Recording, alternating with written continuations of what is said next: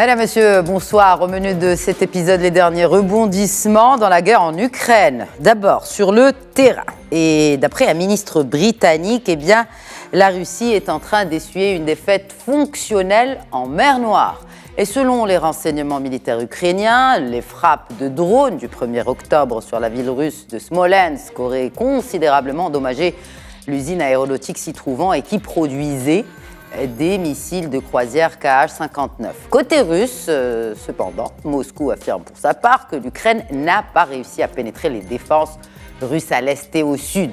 Autant conclure que la guerre informationnelle bat toujours son plein. Sur le volet des aides à présent, beaucoup de questions restent en suspens quant au maintien de la perfusion financière et militaire à Kiev.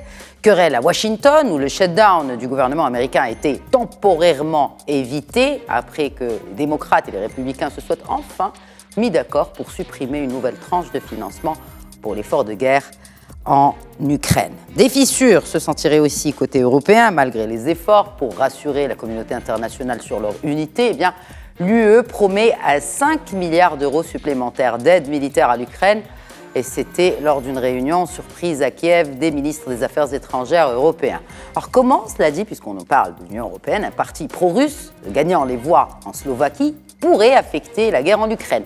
Le soutien de la Pologne envers l'Ukraine est-il en train de voler en éclats? Comment faut-il voir que le principal allié de Kiev dans l'UE, la Pologne, prenne ses distances sur fond de querelles céréalières? Bref, beaucoup de questions d'actualité dont l'onde de choc pourrait changer le cours de la guerre que nous discutons donc ce soir avec nos experts. Colonel Hassan Saoud, bonsoir. Bonsoir madame. Je rappelle à nos téléspectateurs que vous êtes expert en sécurité et en stratégie. Un plaisir renouvelé de vous accueillir, colonel Saoud. Merci madame pour cette invitation. Marhaba. Nous avons également avec nous, et un plaisir renouvelé de l'accueillir, bien évidemment, sur le plateau de questions d'actu, le doyen de l'Institut de sciences politiques, juridiques et sociales de l'Université Moundiapolis, professeur Ali El-Harichi. Bonsoir. Merci, bonsoir et merci pour l'invitation. Marhaba, merci à vous de répondre à nos questions. Première question, le terrain, colonel Saoud. Alors, comment se poursuit cette contre-offensive ukrainienne qui a commencé en juin, n'est-ce pas? Elle a été annoncée en tout cas en juin. Est-ce qu'elle va dans le bon sens ou plutôt, est-ce que c'est la guerre informationnelle qui continue de battre son plein finalement? Il y a 3 volets dans cette question, madame. Premièrement, la guerre terrestre. Difficile pour les uns et pour les autres, beaucoup de pertes de part et d'autre, mais on sent qu'il y a qu'on a pu dépasser la première ligne Sorovikine, parce qu'elle est multicouche, 4 ou 5 obstacles, fossés, dents de dragon, mines, etc. Et elle est à Bakhmout, c'est encore plus difficile, compte tenu du caractère symbolique de Bakhmout.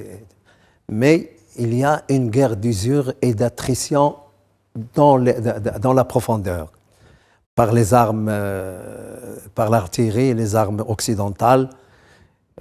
Donc, vous l'avez dit, on a touché beaucoup de villes, on a touché aussi les ports de la mer Noire, un bateau de guerre, un sous-marin, on a touché les S-400 Proud, et puis on a élargi l'assiette du combat vers la mer Noire. C'est-à-dire, est-ce que ça veut dire que, en fait, on ne se concentre plus sur cette région du Donbass, mais on est en train peut-être aussi de changer même de tactique côté ukrainien? Absolument. On a élargi, si vous voulez, l'éventail de la guerre terre-air-mer.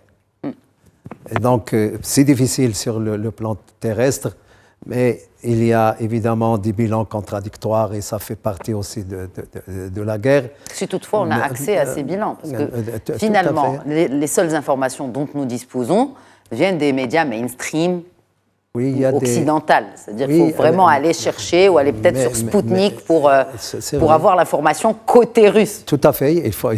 Moi, je regarde les deux. Je regarde les instituts spécialisés. Mais il y a, évidemment, je n'ai pas oublié l'état-major du commandement de la mer Noire, où il y a eu beaucoup de morts, mais il y a des contradictions.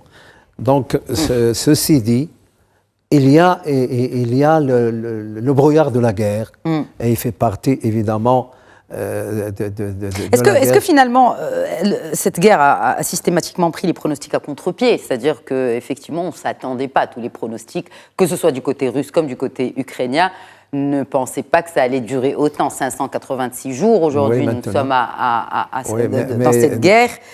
Mais c'est aujourd'hui, plus encore une fois, raviver ce sentiment que les pronostics ne valent plus rien. Mais madame, rappelez-vous que sur votre plateau, on a dit que nous sommes dans l'enlisement et que ça allait durer.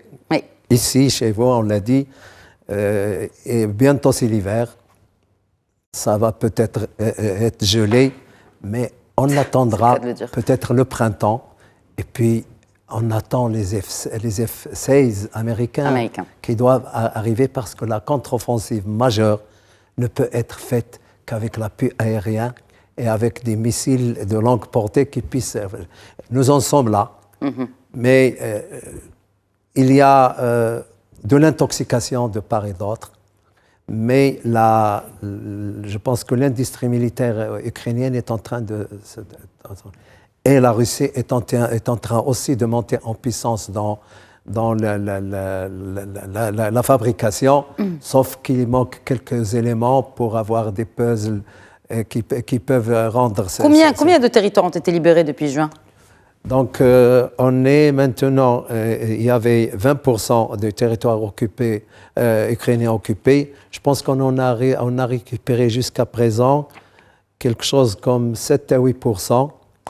Ce côté ukrainien, parce que les Russes disent que c'est 0,25%. Enfin, ce que je voulais dire, madame, c'est... très compliqué quand même de suivre cette guerre en Ukraine, mais avoir une donnée fiable mais c'est la réalité de la accurate. guerre. Vous savez, moi, j'ai toujours pensé qu'il ne faut jamais mélanger le temps politique, le temps médiatique et le temps de la guerre. C'est un peu plus juste. Il y a des contingences politiques, des élections américaines, des élections russes. Et donc, les politiques les Américains sont en train de pousser à aller vite. Les Ukrainiens résistent parce qu'ils savent que c'est eux qui font la guerre. Et ils payent un prix fort, les Ukrainiens, dans la contre-offensive. Les Américains aussi. Enfin, je parle du contribuable américain, parce que finalement, ces aides, elles viennent de qui? Elles viennent bien du contribuable américain. Mais... Nous allons y revenir justement par rapport à ces aides. Mais une question, peut-être un commentaire, professeur El-Harichi. Donc, on a l'hebdomadaire britannique, notoirement connu de gauche, The Economist, qui titre que la très attendue contre-offensive de l'armée ukrainienne n'aboutit pas. Oui, ce titre-là, où c'est intitulé, se croise avec peut-être la pensée globale qui est créée par la société européenne. Vous avez dit tout à l'heure, tout de suite, que les États-Unis, le contribuable, il paye, c'est lui qui paye cet effort de guerre. Donc ce titre où c'est intitulé en disant que la guerre, enfin l'Ukraine ou la contre-offensive ne paye pas, c'est peut-être la voix de la société, l'opinion qui est opinée par la société, et que les aides qui ont été données pour l'Ukraine pendant maintenant 19 mois, je pense, n'ont pas abouti. Puisque les Russes parlent de 0,25%, les 20%, puis les autres parlent de 7%, on est dans des chiffres totalement contradictoires. Je retiens la guerre de l'usure. On est dans la guerre de l'usure et on est dans quelque chose qu'on peut appeler, parfois on dit le nerf de la guerre, je pense l'information aujourd'hui. Tout à fait. Le nerf de cette guerre, c'est l'information. Depuis son début jusqu'à aujourd'hui, à chaque fois, quand on voit des médias mainstream ou des médias occidentaux, on a une version, et si on voit l'autre version, on a la version contraire. Et là, on essaie de tirer pour nous, essayons d'analyser, c'est-à-dire dans une neutralité totale, cette guerre, les tenants, les aboutissants. Il y a un brouillard, j'aime bien ce terme que vous avez utilisé, cher colonel. Ce brouillard-là, parfois, même pour ceux qui vont analyser, nous avons... Mais ce qu'on peut retenir, c'est que cela a duré depuis 19 mois. Donc c'est une guerre d'usure, c'est un enlisement.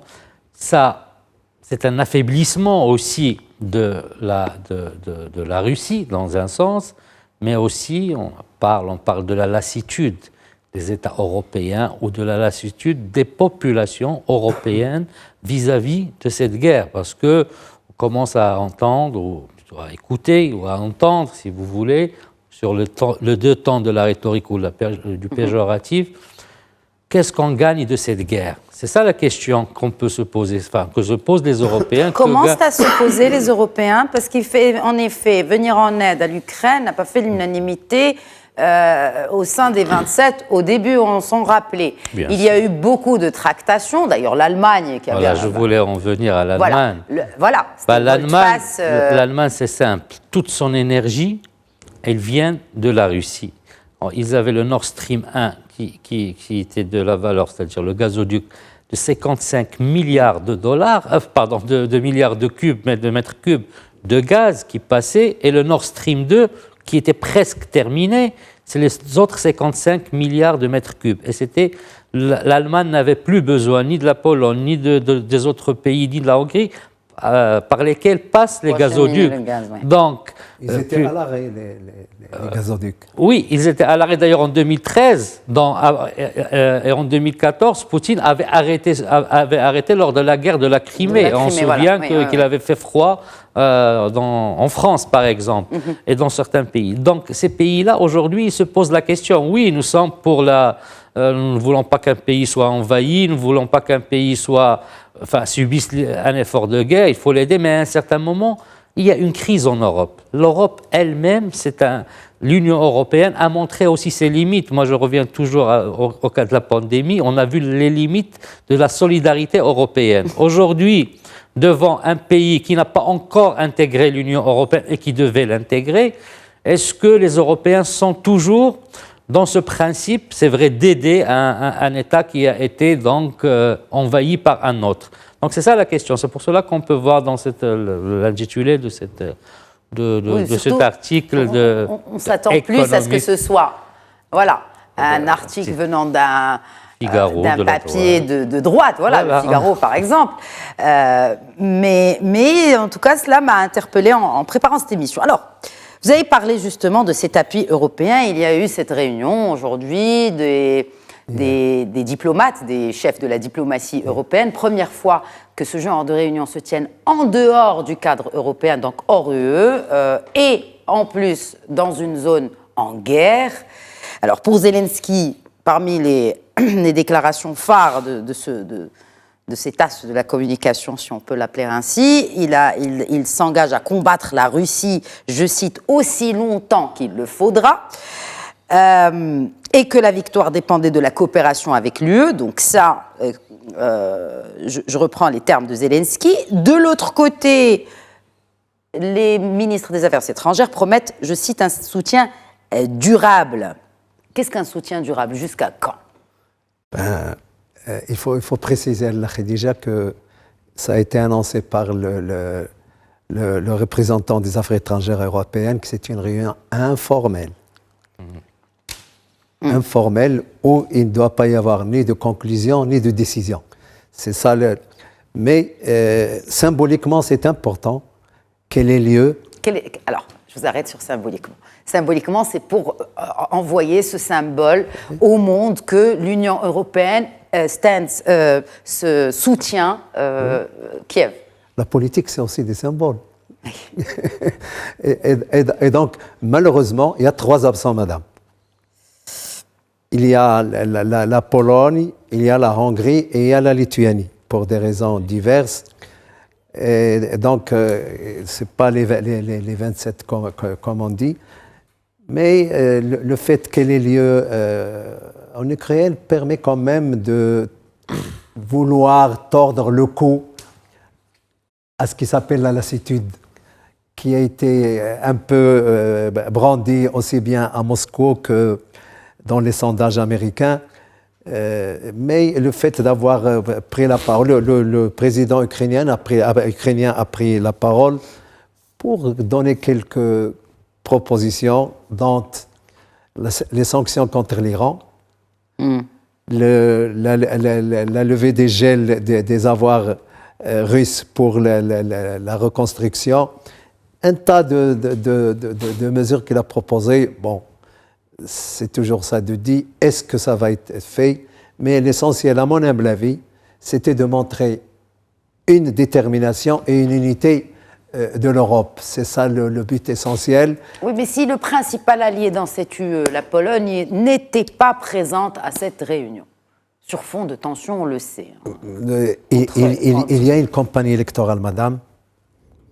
Il faut pas le 15, c'est les élections. Exactement. Elles sont déterminantes. Donc ça, c'est le temps politique de la guerre, pas le temps informationnel. Voilà. Il y a évidemment une petite friction entre l'Ukraine et la Pologne qui, me semble-t-il, est en train d'être aplanie suite évidemment à la déclaration du président ukrainien à l'ONU où il a parlé des pays qui viennent et nous aider et tout ça. C'était mal tombé. Je pense qu'en surcommuniquant, le président Zelensky risque de perdre la communication essentielle. Et ça, dans une Europe... Est-ce qu'il risque de pas perdre aussi un peu de crédibilité, c'est évidemment. Mais c'est clair, madame. Quand le ministre de la Défense anglais rétorque contre certains pays aussi demande que ce monsieur-là demande l'impossible, il faut qu'il ait un peu le sens de la mesure en tenant compte évidemment de toute l'émotion qu'il ressent dans la situation de son pays, mais c'est un responsable institutionnel, il doit communiquer, pas communiquer dans des langages, des éléments de langage un peu coléreux et violents. Je pense que ce n'est pas dans son intérêt et les Européens sont sensibles et même les Américains ont dû lui remonter les bretelles, si j'ai bien compris. Alors, vous avez parlé justement de quelques frictions entre Kiev et Varsovie, Ali El-Harechi. Alors, déjà, peut-être comprendre l'origine du problème. Voilà. Ce sont les céréales que l'Ukraine exporte vers les pays de l'UE, mais sans droit de douane. Taxation, enfin, sans barrière tarifaire. Exactement, sans barrière tarifaire. Tout à fait, ce qui, finalement, plombe aussi la production polonaise, n'est-ce pas? Alors, ce qui se passe, c'est que les céréales, l'Ukraine, on sait, l'Ukraine et la Russie, c'est les greniers du monde. Du monde, oui. Donc, l'Ukraine, quand il exporte les céréales par les voies qui sont la Pologne et, je pense, la Lituanie, non, pas la Lituanie, oui, la Lituanie, et d'ailleurs, c'est elle qui va rentrer pour résoudre plus ou moins puisqu'il y a une déclaration tout à l'heure, pour résoudre ce problème, ces céréales qui passent par la Pologne et sans barrière tarifaire, malheureusement, normalement, ils sont destinés aux pays du Moyen-Orient et aux pays de l'Afrique, et au lieu d'atteindre leur destination, ils sont consommés ou sont, si vous voulez, spéculés, où il y a de la spéculation au niveau de la Pologne ou de certains pays. Donc, ils n'arrivent pas à bon port. Et bien sûr, quand il y a de la spéculation et quand c'est-à-dire ils ont bénéficié de ces barrières tarifaires et de presque une non-taxation sur ces produits-là, les produits polonais, les céréales polonais, c'est-à-dire les agriculteurs, ils vont trouver que leurs céréales, qui leur ont coûté tant, il y a une matière concurrente qui est des céréales à moitié prix. Donc c'est de la spéculation qui est arrivée. Et la Pologne, donc c'est pour cela qu'ils ont fait un embargo carrément sur les produits qui viennent de l'Ukraine. Je pense que cet embargo a été levé aujourd'hui, puisqu'ils ont trouvé un accord, d'abord pour faire transiter par la Lituanie, par le port lituanien, et pour qu'il y ait du contrôle réellement, que ça ne revienne pas, c'est-à-dire on envoie ce blé et ces céréales, et puis ils reviennent aux pays de l'Europe de l'Est qui ont été touchés par les céréales ukrainiens. Donc c'était un peu là l'enjeu. Donc l'enjeu, c'est que les agriculteurs, ils ont été touchés dans leur gagne-pain, donc dans leur production, puisque c'est un produit qui ne coûte rien du tout. Finalement, au vu de toutes les taxations, et ils se retrouvent avec cela. Donc c'était ça l'origine du problème. Mais il y a d'autres, à mon sens, d'autres problèmes. C'est que, je reviens à cette lassitude, parce que la Pologne est l'un des pays les plus frontaliers et qui a une grande frontière avec... Et c'est le plus gros allié, c'est le plus grand allié de Kiev dans l'UE. C'est eux qui défendaient même l'adhésion au SI de l'Ukraine à l'Union européenne. On ne sait plus qui. C'est eux qui ont esté, par le biais du droit international, la Russie lors de la construction du Nord Stream 2, donc, parce que ça allait toucher leurs intérêts. Donc c'est l'allié. En plus, parce que la Pologne, il a quand même connu une histoire qui était parfois assez, je dirais, malheureuse ou dramatique, au vu de son positionnement entre la Russie de Staline et c'est-à-dire au moment des guerres aussi, de l'entre-guerres. Donc parfois, il disparaissait carrément. Et puis, donc ce pays-là, il sent que s'il y a vraiment, si l'Ukraine adhérait à l'Union européenne et par la suite par l'OTAN, c'est comme si vous avez un bouclier de défense par rapport à la Russie, puisque c'est 1600 km, cette zone tampon, mais d'autant plus qu'il est avec vous, c'est-à-dire qu'il est avec l'Union européenne et avec donc l'organisation transatlantique. Mais quand parfois, voilà, les relations internationales sont ainsi, quand les intérêts d'un État sont touchés, l'État, c'est la reproduction de l'être humain. Les intérêts, ils sont touchés, la réaction, elle est vive. Et il est sur le tas. Il se fait, et il s'est fait rapidement. Parce que finalement, oui, c'est votre allié, mais à un certain moment aussi, votre allié vous cause beaucoup de problèmes. Et c'est pour cela, parce qu'ils ont cru, enfin ils ont avancé, qu'il n'y avait pas de contrôle réellement de leurs produits. Et ils ont même accusé donc certains Ukrainiens d'avoir joué sur ces céréales ou sur la spéculation sur ces céréales. Donc maintenant, aujourd'hui, ça peut-être se résout, mais je pense qu'il y a parfois quand on analyse une certaine situation, quand il y a des reculs, c'est qu'il y a parfois une vision, je ne dirais pas une vision, mais une attention qui est plus portée à ce qui peut venir de l'autre. C'est-à-dire une attention à la réaction de l'autre. On parle de l'Ukraine, c'est-à-dire par rapport à la Pologne. C'est-à-dire les Polonais, ils ont aidé, ils sont les plus concernés, mais à un certain moment, ils font plus. 1,5 million de réfugiés. Et voilà, et il y a aussi c'est le pays qui reçoit le plus de réfugiés, 1,5 million. Donc les conséquences. Et pas d'autres, parce qu'on connaît aussi la politique d'immigration très stricte de la Pologne. Certes, ils ont 1,5 million, mais ils en refusent des centaines de milliers par jour. C'est les conséquences de la guerre. Ils les récoltent, ce sont eux qui les récoltent les premiers, et parfois aussi ils ont récolté donc le problème des céréales. Entre autres. Est-ce que cela peut avoir peut-être aussi un effet domino? Je ne mets pas de lien entre ces deux faits. Vous avez parlé des élections en Pologne dans moins de 2 semaines, Exactement. dans 12 jours. Et il y a eu ces élections en Slovaquie. Et puis, la victoire d'un parti pro-russe. Oui, la victoire, sur 150 sièges, il en a eu 42. Suivi du parti qui était au pouvoir, avec une différence de 10. Il y a là, madame, un vote un peu éclaté. Éclaté dans la mesure où vous êtes obligé de faire des coalitions qui sont assez difficiles pour celui qui veut mettre en place le gouvernement. Je pense que ça ne sera pas facile parce qu'il y a 7 ou 8 pays qui vont de 42 jusqu'à 10, 11, 6 et tout ça. Donc c'est un peu éclaté et attendons de voir si le premier parti qui a eu la première place, qui est le parti de l'ancien Premier ministre, que vous savez, qui a fait déjà 3 mandats de Premier ministre, qui est islamophobe, anti-immigration, russophile. Non, on parle de la Slovaquie, pas de la Pologne. Là, de la Slovaquie, je parle. Voilà, on parle de la Slovaquie, c'est ça. Vous parlez des élections de la Slovaquie, justement, exact. qui sont une rupture, qui va poser, si il arrive à former un gouvernement, ça va être quand même un peu difficile, ça va fissurer davantage l'Europe. Vous avez la Hongrie, vous avez la Pologne. Ça va être compliqué parce qu'on dit de lui qu'il est, comment dire, l'Orban de gauche. Parce qu'il est de la Hongrie, en faisant allusion au chef de l'État hongrois. D'ailleurs, le premier qui l'a félicité, c'était lui. Et donc ça va être difficile parce qu'on sait que la Slovaquie a été un peu infiltrée aussi bien par les oligarques russes que par le FSB.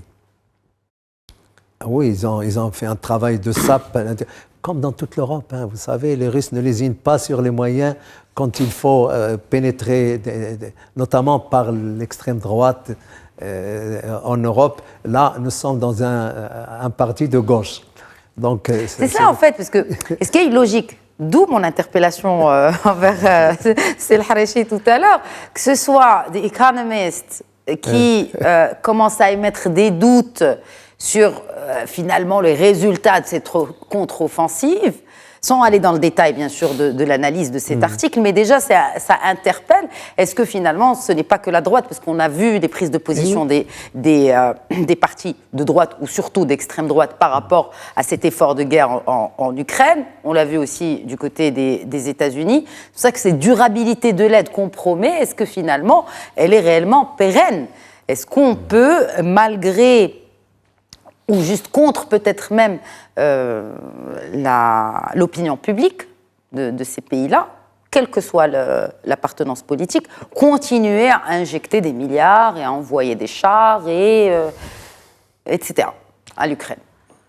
Oui, juste par rapport à la gauche et la droite. Le clivage gauche-droite, dans le monde entier, il y a eu une rupture du clivage, de la division. On n'est plus dans ce clivage gauche-droite où chacun se place sur une idéologie qui est tout à fait contradictoire à l'autre. Et on l'a vu... Ça dépend des sujets. Oui, non, attends. Le clivage... Le clivage sur l'immigration, il est toujours là, hein, c'est clair. Après, effectivement, sur l'aide, c'est autre chose. Sur l'immigration, quand on a des bases électorales où il y a des migrants qui votent, on est avec les migrants. Mais quand il n'y a pas de migrants qui votent, on va vers l'Europe un peu plus centrale et l'Europe de l'Est. Il n'y a pas ce clivage entre la gauche et la droite. La gauche, parce que on parle de la Slovéquie, donc l'élection d'un président qui vient d'un parti de gauche. Maintenant, qu'il soit de gauche ou de droite, c'est quoi une élection? C'est quoi un déterminisme électoral? C'est effectivement la représentation de l'opinion de la société. En arrivant premier, c'est-à-dire que la société a produit une opinion qui va dans le sens qu'il veut un homme ou un représentant qui veut arrêter, c'est-à-dire c'est l'expression de la société pour un représentant qui veut arrêter l'aide apportée, je dirais, à l'Ukraine. C'est une expression, c'est la société qui vote. Oui, mais ça veut dire qu'il y a une grande partie de la population slovaque qui sympathise avec la ligne de Moscou. Mais c'est ça. Et ça, c'est la démonstration, non pas par des sondages, mais cette fois-ci par les voix électorales, par les urnes. Donc le déterminisme aujourd'hui, c'est l'enjeu électoral, aurait pu être, est-ce qu'on est avec Kiev ou avec Moscou? Mais c'est ça l'exception, c'est que c'est un parti de gauche. Or, en Europe, la Russie s'est toujours alliée avec les partis d'extrême droite. C'est une exception ici. La Russie s'est alliée avec l'extrême droite. Je suis désolé, l'extrême gauche, je citerai de certains pays qui ont... l'extrême gauche, quand il parlait de la Russie... Quand on parle de gauche radicale, est-ce que vous avez un pays en particulier? Vous avez interpellé ma curiosité, je suis sûre que c'est celle des téléspectateurs aussi. Parce que ce qui est très important, il faut savoir que la majorité de ceux qui étaient à gauche ou un certain moment dans le communisme, ont basculé vers l'extrême droite au vu c'est-à-dire de l'évolution de leur position sociale. Et ils sont partis, en interpellant d'ailleurs le cas de la migration, sur d'autres enjeux tels que la migration. Les partis de gauche, l'extrême gauche, n'ont pas, je parle de l'extrême gauche, ont peut-être condamné l'invasion de la Russie de l'Ukraine par la Russie, mais ils n'étaient pas pour que l'Europe parte faire la guerre à la Russie. Mais là, c'est par idéologie. Comment ça? Non. C'est pas par idéologie. C'est pas par sympathie, mais pour eux, ils ne croient même pas à l'Europe. Les partis des extrêmes, qu'ils soient de droite ou de gauche, ben oui, finalement, ils finissent par s'allier au parti de l'Europe, enfin pro-Europe. Pas vraiment. Si on voit les déclarations, on prend la France. Si on a vu les déclarations de M. Mélenchon, il a condamné l'invasion, mais il dit que l'Europe n'a pas à s'engager, n'a pas à faire la guerre à la place de l'Ukraine. C'est très important. Il a changé d'avis entre-temps. Oui, il a peut-être changé d'avis, on peut lui demander son avis aussi. Mais, mais ça tombe bien, il sera bientôt au Maroc. Voilà, c'est pour cela c'est une bonne perche qui vous attend. Voilà, on va lui poser la question sur l'attitude, parce que les partis ils sont contre la guerre, tout le monde a condamné la guerre. Mais à un certain moment, comment réagir devant la guerre? C'est pour ça que je parle de la pérennité. C'est-à-dire que si on fait des annonces comme ça, oui, certes, c'est une réunion, comme Borrell l'a dit, qui est officieuse des ministres des Affaires étrangères. Ils représentent quand même la diplomatie de leur pays. Est-ce que la diplomatie n'est pas finalement un peu loin de ce que pense l'opinion publique? Voilà la question. Oui, maintenant il faut faire des élections dans tous les États européens et voir. Maintenant, ce sont les pays où il y a des élections qui donnent leurs avis. Et quand vous avez des élections, on voit que peut-être, vous avez parlé que pour la Pologne, ça va être dans quelques jours, c'est ça? Oui. Et on verra quelle est l'expression des urnes. Quelle sera l'expression de la société polonaise par rapport... Est-ce que c'est un enjeu électoral? Est-ce que la guerre Russie-Ukraine est un enjeu électoral? Comme la migration est un enjeu électoral, par exemple, en Pologne, France. oui. Donc les élections vont nous montrer le choix de la société, peut-être comme la Slovéquie. Mais il y a des prémices, la prise de position aussi par rapport aux céréales.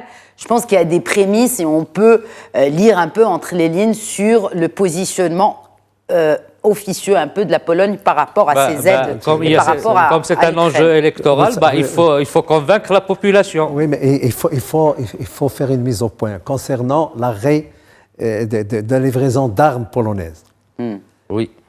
L'armée polonaise n'a plus les anciennes armes. Elle a modernisé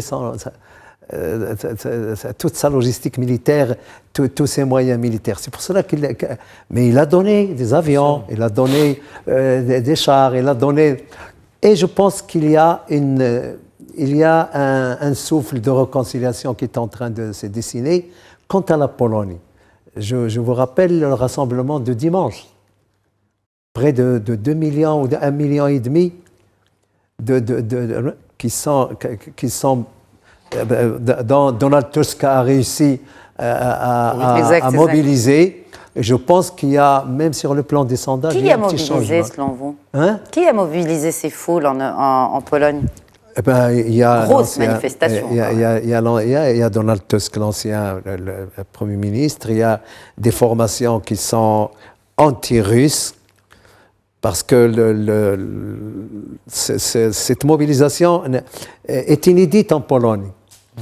Est-ce qu'elle va avoir... Mais c'est quand même l'ancien président du Conseil européen. Absolument. Donc maintenant, les Européens, ils sont pour ces manifestations contre la guerre Il y a une contradiction. Non, pas contre la guerre. Cette manifestation, c'est contre la Russie. C'est pour montrer que la Pologne est dans l'Europe. Mais je pense que la Pologne ne balancera pas vers Je pense qu'elle restera dans... Ça, c'est mon humble avis. Compte tenu de cette mobilisation-là, je pense que l'extrême droite, les russophiles et tout ça, ça va peut-être être difficile, mais je pense qu'il n'y aura pas de changement de cap tant l'inimitié avec la Russie est assez profonde dans l'histoire de la Pologne.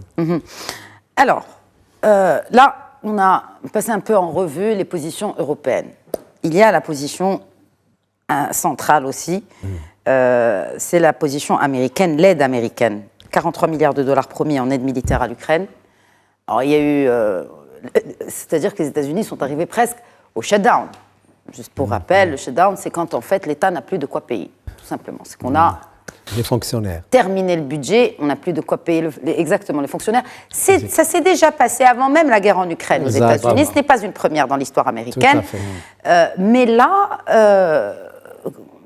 les démocrates ont continué quand même, malgré ces menaces de shutdown, les démocrates ont continué à soutenir l'effort de guerre en Ukraine. Pourquoi ? D'abord, c'est un enjeu géopolitique majeur. C'est l'enjeu de la puissance américaine, bien qu'elle soit plus le seul hégémon de l'arène internationale. Cette présence, et puis elle est à la tête de l'Occident. Quand on dit les États-Unis, elle est à la tête de l'Occident, l'Union européenne, et puis même s'il y a eu le Brexit, le Royaume-Uni, et puis l'Australie et la Nouvelle-Zélande. Donc on parle de cet Occident et le Japon aussi, si vous parlez dans ce sens économique et même ethnique. Ethnique, oui. Enfin. Au Japon, c'est plus économique. Mais les autres, c'est plus ethnico-religieux. Et puis, il y a de l'autre côté le Grand Sud. On parle de la Chine, on parle de la Chine surtout à la tête de ce Grand Sud, mais on parle aussi de l'Inde. Mais bon, quand on parle aujourd'hui des États-Unis et de la Chine, on parle d'une rivalité et d'une interdépendance.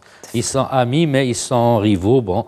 Mais le cas de pourquoi les Américains, on peut remonter à 2008. En 2008, après les efforts de guerre en Afghanistan, en Irak, et pendant quand même une dizaine d'années, les États-Unis, il y a eu une rupture au niveau de l'ordre mondial.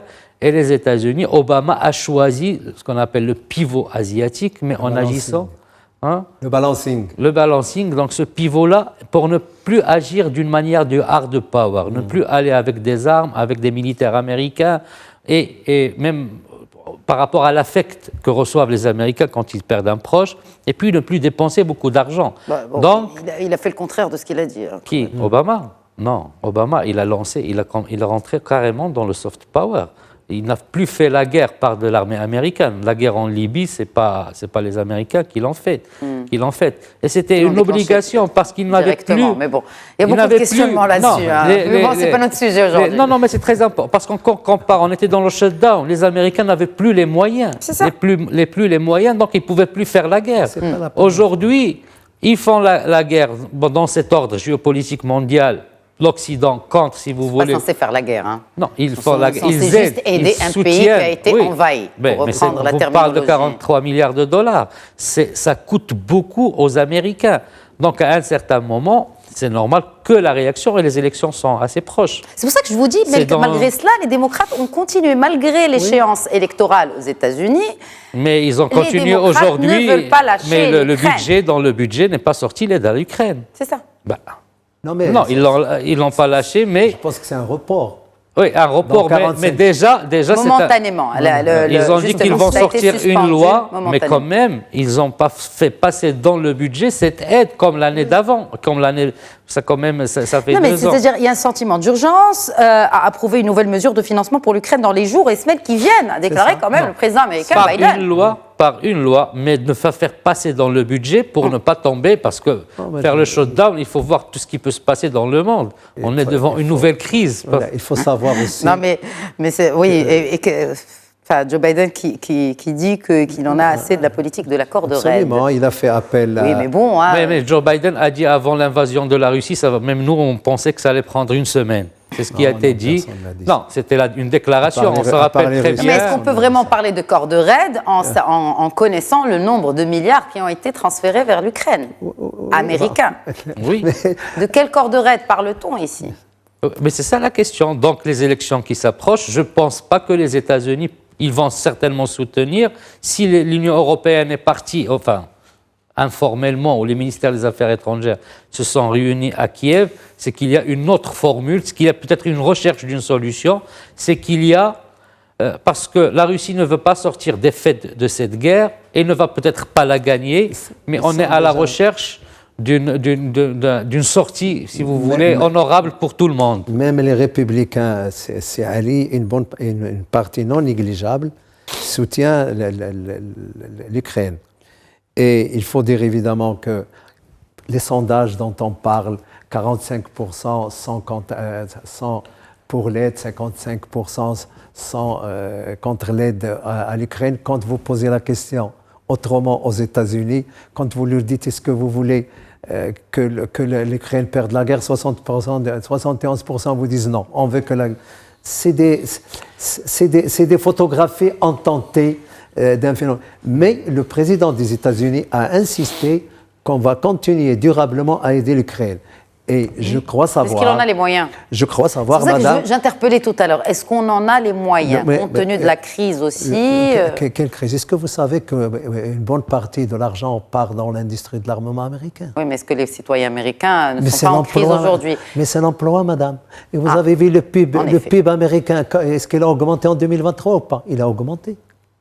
Tous les économistes vous disent, parce qu'on ne donne pas de l'argent, on l'injecte dans l'industrie américaine pour fournir de l'argent. Donc il n'y a pas de... Et puis, dernier point, me semble-t-il, le président américain n'a pas les mains liées. Il paraît qu'il a ce qu'on appelle le budget exécutif dans lequel il peut puiser. Et c'est peut-être la dernière carte.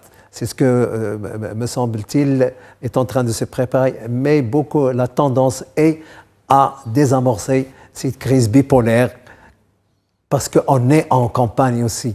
Mais est-ce que si justement en suspens cette aide-là, est-ce que sur le terrain des opérations, cela aurait un impact vraiment sensible dans la contre-offensive aujourd'hui? Vraisemblablement, madame. Les munitions, c'est des millions et des milliers de cartouches, des milliers des centaines de missiles. C'est du consommable, ça. Il faut que la machine de guerre, ça se consomme beaucoup de part et d'autre. Assurément, ça aura une influence sur le cours de la guerre et sur le cours de la contre-offensive, à mon avis. Vous partagez cet avis, Ali El-Harichi? Dans un sens, oui, et dans une partie, non. Parce que c'est quoi la société américaine? La société américaine, ce n'est pas une société politisée. Ça, oui, c'est une société qui s'intéresse... Vous parlez de la société américaine de 2023? Oui, la société américaine... Vous avez vu les élections présidentielles? Attendez, je termine. Politisée, c'est qu'elle ne vote pas. Ce qui n'est pas le cas aux États-Unis. La participation politique est une chose. Sinon, il y a politisé. Ce n'est pas une société politisée. Ce n'est pas une société qui s'intéresse à la vie politique en dehors des moments électoraux. Ça, c'est très important. Quand on étudie la participation politique dans un État, c'est-à-dire les Américains, est-ce qu'il y a des débats politiques dans leur télé? Très, très peu en dehors des élections. Mais il y a des débats politiques dans leur commune ou dans leur conseil municipal où ils sont très politisés sur la gestion de la chose locale. Mais c'est politisé. C'est-à-dire, c'est pour ça, ce n'est pas notre débat ce soir. Oui, c'est très important. Pour comprendre la vie politique américaine, c'est une vie qui vit sur les échelles des élections. Et c'est à ce moment-là qu'on voit, sinon l'Américain moyen, c'est un Américain qui est intéressé, enfin, ce n'est pas le consommateur, mais c'est la télé, c'est quelqu'un qui, par l'animation, plus que par la politique. Et ça, c'est des études de Sciences Po. Dans le monde entier, vous allez trouver des livres, des articles. Et d'ailleurs, la production qui est la plus importante, elle est sur les relations internationales, par des personnes qui travaillent dans les relations internationales, Morgenthau, Kissinger, Kaplan, Huntington, qui ont travaillé dans l'administration. Donc, quand on voit la vie politique américaine, maintenant on revient à l'Amérique, on va à la guerre du Vietnam. Les Américains ne savaient même pas ce qui se passait. Ce sont des photos qui les ont choqués et ils sont sortis. Ils étaient contre la guerre. Ce qui s'est passé en Irak, ils ont été plus, c'est pour cela que l'image qui a été donnée avec des séries, pour montrer c'est-à-dire pour argumenter la guerre, parce que l'Américain, il s'intéresse beaucoup plus à tout ce qui est action, à tout ce qui est dynamique, à tout ce qui est... je disais tout à l'heure, l'animation, à tout ce qui est animation. Maintenant, la guerre de l'Ukraine, il a interpellé à un certain moment, il a interpellé l'arène internationale. Vous partez dans une contrée aux États-Unis, en dehors des grandes villes, et vous leur demandez ce qui se passe en Ukraine et en Russie, ils vont vous dire, est-ce que les entreprises n'ont pas fermé chez eux? C'est ce qui les intéresse. Et on a vu l'une des politiques que Biden a fait il y a 2 ans, enfin il y a une année plus tôt, c'est au moment des élections, c'est-à-dire les mises-élections, c'est le retour à le made américain et consommé américain. Et pour la première fois dans le budget américain, il y avait un budget pour un démocrate normalement, c'est-à-dire fournir l'État qui va aider les sociétés américaines pour se relever. Et tout ça, et ce sont des lois qui ne sont pas sorties depuis une trentaine ou une quarantaine d'années, depuis Reagan. Donc, alors qu'il n'était pas démocrate. Donc on est passé dans une Amérique qui est plus ou moins, qui a connu la difficulté de 2008-2009 et qui pouvait avoir une autre difficulté. C'est Ali. Le meilleur moment où se concrétise la politique, c'est pendant les élections. Oui, alors la vie, quand on parle d'une société non politisée, c'est pas comme la société française. La société française est une société politisée, est une société où il y a un débat dans toutes les télés, peu importe les télés, ou des sociétés britanniques où il y a un débat politique chaque jour dans toutes les télés. Oui, il y a un débat politique. Mais ce que vous dites, ça veut dire qu'il n'y a pas de débat politique sur les télés américaines? En dehors des moments électoraux, il n'y a pas, bien sûr, mais non. Si. Mais il y a même des sujets sociétaux qui prennent un espace sur les médias américains. C'est la société plus que la politique. Sur fond de politique, parce qu'on parle des libéraux, du wokisme. Alors ça arrive et en face, on a les conservateurs. C'est au moment des élections. Avant les élections. Non. En dehors des moments des élections, les enjeux électoraux, c'est normal. Mais cela dit, est-ce que ce n'est pas un enjeu électoral aujourd'hui? Oui, c'est un enjeu, bien sûr, c'est un enjeu électoral. C'est un enjeu électoral, mais qui se passe sur la scène internationale. Vous avez bien dit, le citoyen américain ne veut, parce que ce sont des deniers de l'État, il ne veut plus payer ce contribuable pour une guerre qui se passe ailleurs. Mais ce n'est pas la majorité, c'est 55%. Non, je ne sais pas combien, peut-être les élections vont montrer, on ne sait pas d'ici là, la fin de la guerre, nous l'espérons tous, puisque toute guerre est mauvaise, mais la société américaine, à un certain moment, elle combat la guerre. La société américaine, on a vu sa réaction vis-à-vis de la guerre du Vietnam. C'est loin tout ça. Non, mais c'est pas c'est loin, c'est la société. C'est une société. Oui, mais la société de la guerre du Vietnam, elle n'avait pas les réseaux sociaux. Alors, il n'avait pas les réseaux sociaux. Vous avez parlé la première question de la guerre informationnelle. Dès qu'ils ont vu les premières photos, la société américaine, elle a réagi vis-à-vis de la guerre. Aujourd'hui, est-ce que la politique de M. Biden il a un budget spécial? Oui, je veux bien. Mais aujourd'hui, il a été obligé de ne pas faire passer dans le budget américain le soutien et l'assistance à l'Ukraine. Pour le moment. Mais c'est un fait. Pour le moment. Très important. Parce que vous avez parlé tout à l'heure de sondages, selon The Messenger, Harris X, sur les prochaines élections présidentielles aux États-Unis.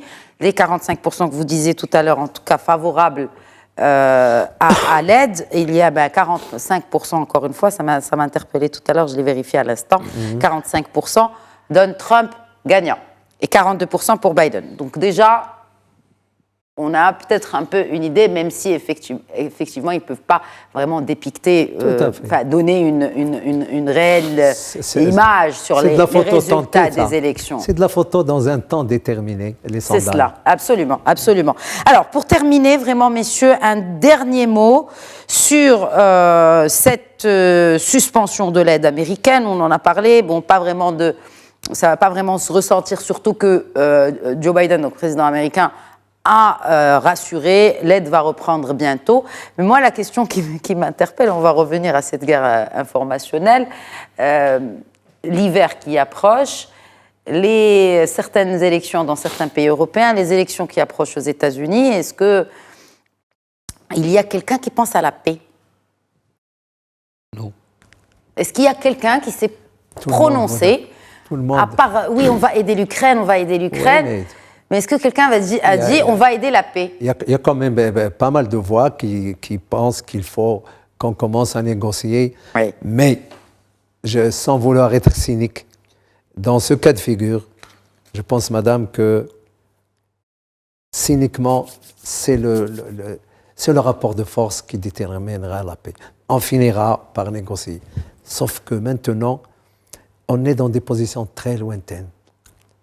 Quand l'Ukraine vous dit « ça a commencé en Crimée, ça finira en Crimée », la Russie vous dit « on peut négocier sur la nouvelle réalité territoriale », ça veut dire sur les annexions, je pense qu'on n'est pas... Mais il y a des contacts parallèles qui sont en train de se faire. Et vous y croyez vraiment, ces contacts parallèles? Non, mais ça se passe. Mais entre services secrets, on discute. Oui. Mais vous savez, les voies de la diplomatie sont impénétrables. Le détournement de l'expression, j'apprécie. Un mot sur Ali El-Harachi, sur ses voies de la diplomatie et surtout sur l'issue, la paix. C'est le rôle d'abord des Nations Unies, c'est assurer la paix. Non, je rappelle, c'est assurer la paix et la sécurité dans le monde. Maintenant, moi, je me référerai toujours à Raymond Aron dans son livre chef-d'œuvre célèbre, Paix et guerre entre les nations. Pour lui, la guerre ne pouvait jamais arriver, enfin, dans un autre livre, entre la Russie et l'Occident. Il y aura toujours ce temps de latence.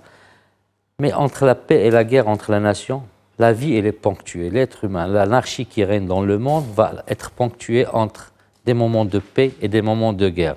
Aujourd'hui, nous sommes dans un moment de guerre et la paix va arriver. Qui va la siffler? Qui va sonner le glas et faire la fin de cette crise? Peut-être un pays qui va nous étonner. Nous dirons, pourquoi pas la Chine et les États-Unis, puisque les deux sont des rivaux et ils sont interdépendants. Pourquoi la Chine, qui a fait la médiation entre l'Arabie Saoudite et l'Iran, ne joue pas, mais cette fois-ci avec... Non, mais quand même, c'est les détroits de Formose, il y a beaucoup de choses. Ne joue pas le rôle avec les États-Unis pour peut-être une paix, parce que personne ne gagne maintenant de cette guerre. Ni la Russie, ni l'Ukraine, ni l'Europe, ni les États-Unis, ni la Chine, ni les pays en Afrique. On a parlé de céréales, on a parlé du grenier du monde. Donc personne n'est gagnant dans cette guerre. Et je pense que les puissants aujourd'hui dans le monde, la guerre n'a pas marché, bon, on passe à la paix.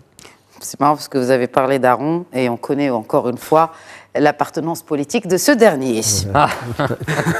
Pour ne pas évoquer les libéraux encore une fois. Merci beaucoup, colonel Saoud. C'est moi, madame. Merci pour avec plaisir, oui. Toujours un plaisir. Merci à vous pour votre fidélité à Questions d'Actu. Très bonne soirée à tous.